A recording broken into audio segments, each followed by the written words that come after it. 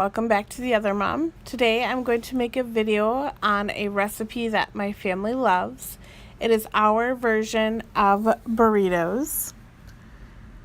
This recipe has been handed down on my husband's side for many years now, and everybody seems to enjoy it. In a skillet, you're going to brown 3 pounds of meat. It's your selection on what you choose. I do 1 pound of turkey meat, 2 pounds of regular hamburger. You want to brown it until it's completely cooked.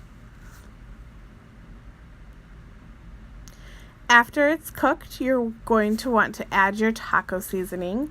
You can add either homemade taco seasoning or packaged. I personally like the Aldi seasoning, even though it's a little spicy for our taste, but we seem to really like it.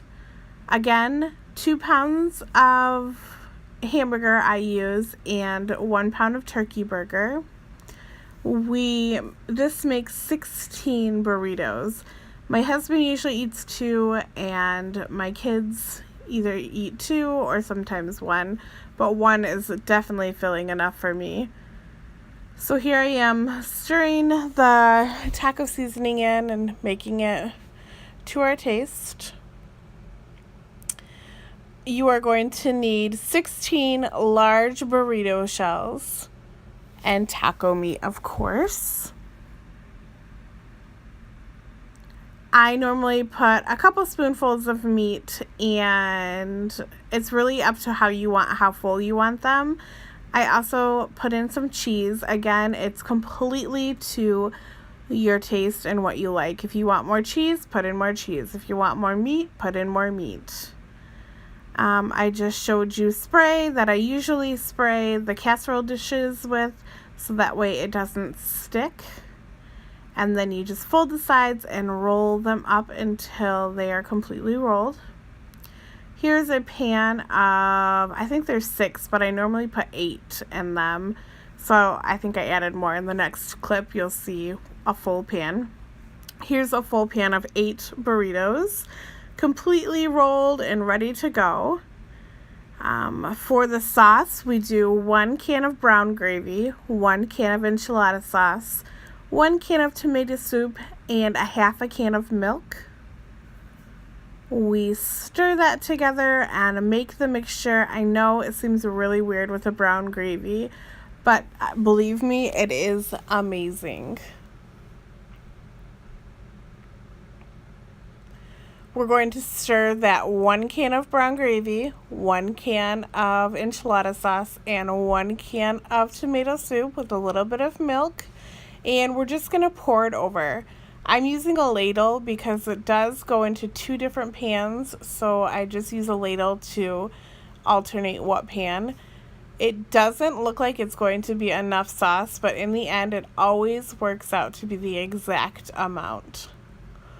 If you want more, you can put in more enchilada sauce, but every time we make it, it seems like it's the perfect amount.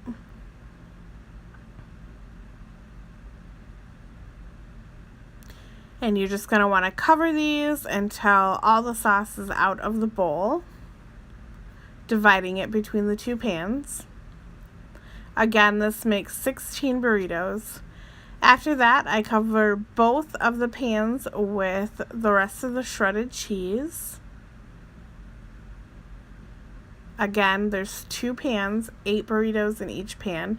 You could freeze 1 pan and cook 1 pan if you have a smaller family. We have done that many, many times. You want to cover it with aluminum foil. I like to spray it so the cheese doesn't stick to it. And you're going to want to put it in the oven for 425 until bubbly. I usually do 400 or 375 if it's frozen, because you can put it in the oven when it's frozen. And here's my example of the 2 pans. I'm about to cover the second one. These are amazing. And here is a video of when it's done. If you can see, the sides are bubbly. Perfectly done. We again serve serve this with a side of sour cream and some tortilla chips, and they are amazing. Thanks for watching. Bye.